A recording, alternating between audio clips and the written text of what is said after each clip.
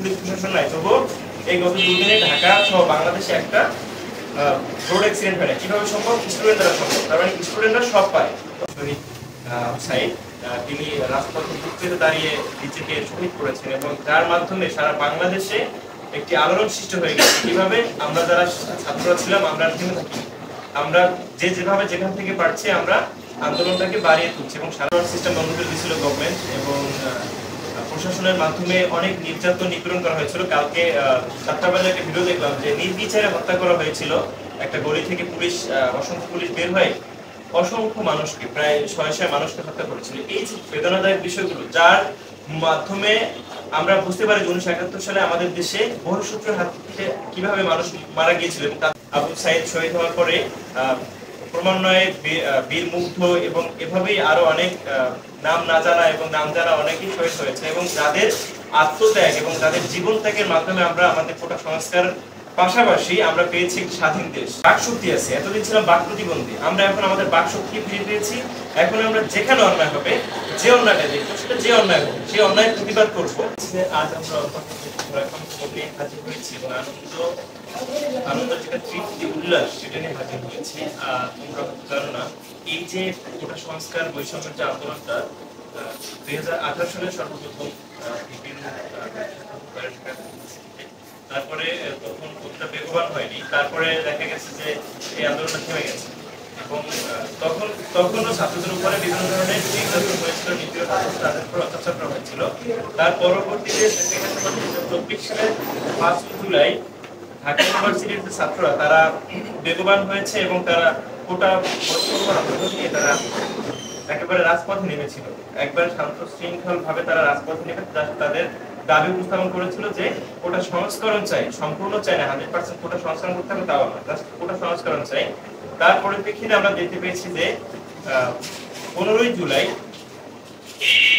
5 জুলাই থেকে 15 জুলাই পর্যন্ত কতটা বেগবান ছিল না এবং উত্তেজিত ছিল না। 15 জুলাই আবার পুনরায় শুরু হয় এই কোটা সংস্কার আন্দোলন নিয়ে দাপুটিন এবং বিপরীত আমরা দেখতে পেয়েছি ছাত্রলীগ এবং পুলিশ প্রশাসনের যে অত্যাচারের জন্য ছাত্ররা খুবই তাদের মনের ভিতরে একটা আকাঙ্ক্ষা জমে যায়, কেন আমাদের স্বাধীন দেশে আমরা স্বাধীনতা কেন পাবো না, আমাদের ন্যায্য দাবির কোটা সংস্কার কেন হচ্ছে না।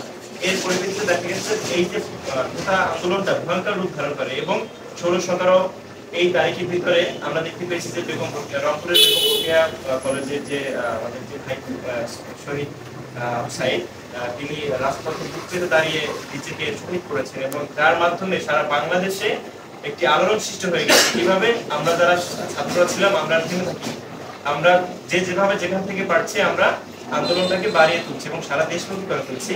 এক পর্যায়ে দেখা গেছে যে 18, 19, 20, এপ্রিল, 22, 23 এই কয়েকদিন ছিল নেটওয়ার্ক সিস্টেম বন্ধ করে দিয়েছিল গভর্নমেন্ট এবং প্রশাসনের মাধ্যমে অনেক নির্যাতন নিপীড়ন করা হয়েছিল। কালকে 7টা বাজে একটা ভিডিও দেখলাম যে নির্বিচারে হত্যা করা হয়েছিল। একটা গলি থেকে পুলিশ অসংখ্য পুলিশ বের হয়ে অসংখ্য মানুষকে, প্রায় 600 মানুষকে হত্যা করেছিল। এই যে বেদনাদায়ক বিষয়গুলো, যার মাধ্যমে আমরা বুঝতে পারি যে 1971 সালে আমাদের দেশে বহিঃশত্রুর হাত থেকে কিভাবে মানুষ মারা গিয়েছিল এবং তাদের ভিতরে কিভাবে স্বাধীনতার একটা তৃপ্তি বা স্বাধীনতার একটা উল্লাসে হাসার জন্য একটা কাজ করেছিল এবং তারা নিজের জীবনকে বাজি রেখে তারা রাজপথে নেমেছিল। তেমনি এই যে কোটা সংস্কারে আমরা দেখতে পেয়েছি যে আবু সাইদ শহীদ হওয়ার পরে ক্রমান্বয়ে বীর মুগ্ধ এবং এভাবেই আরো অনেক নাম না জানা এবং নাম জানা অনেকেই শহীদ হয়েছে এবং যাদের আত্মত্যাগ এবং তাদের জীবন ত্যাগের মাধ্যমে আমরা আমাদের কোটা সংস্কার পাশাপাশি আমরা পেয়েছি একটি স্বাধীন দেশ, যেটা স্যারে বললে মাত্র যে আমরা 2.0 হিসেবে আখ্যায়িত করেছি। এই স্বাধীনতা আমরা পেয়েছি, এর মাধ্যমে আমরা কি শিখলাম? যে আমরা স্বাধীন দেশে বসবাস করতেছি এবং আমাদের যে একটা বাক শক্তি আছে, এতদিন ছিলাম বাক প্রতিবন্ধী, আমরা এখন আমাদের বাক শক্তি ফিরে পেয়েছি। এখন আমরা যেখানে অন্যায় হবে, যে অন্যায়টা দেখবো সেটা যে অন্যায় হবে সেই অন্যায় প্রতিবাদ করবো। তাহলে দেখা যাবে কি আমাদের ভিতরে কোনো, আমাদের সমাজে অন্যায় অবিচার হবে না। এর কারণে আমরা কি করবো? আমরা যারা ছাত্র সমাজ আছে আমরা দেশকে পরিবর্তন করতেছি। আমরা দেখতে পাইতেছি যে পুলিশ প্রশাসন নাই, তবুও এই গত 2 দিনে ঢাকা সহ বাংলাদেশে একটা রোড অ্যাক্সিডেন্ট হয় না। কিভাবে সম্ভব? স্টুডেন্টরা সম্ভব, তার মানে স্টুডেন্টরা সব পায়। তো আমরা এই প্রতিজ্ঞা আমাদের মাথায় ধারণ করবো এবং আমরা তো জাতি, তাই না? আমরা তো জাতির ভবিষ্যৎ, তাই না? আমরা এমন ভাবে বড় হই এবং এমন ভাবে দেশটাকে পরিচালনা করি যার মাধ্যমে দেশটাকে সোনার বাংলায় পরিণত হয়। আমরা বৈষম্য না করি, আমরা শান্তি সুশীল ভাবে সবাই কাজ করি। এর মাধ্যমে আমি যদি আমার একটা কবিতা দুটি লাইন বলি, সেটা হচ্ছে, অনেক হয়েছে রক্তের খেলা, অনেক হয়েছে বন্যা, ক্ষুধার জ্বালা বুঝাতে হবে, মুছতে হবে কান্না।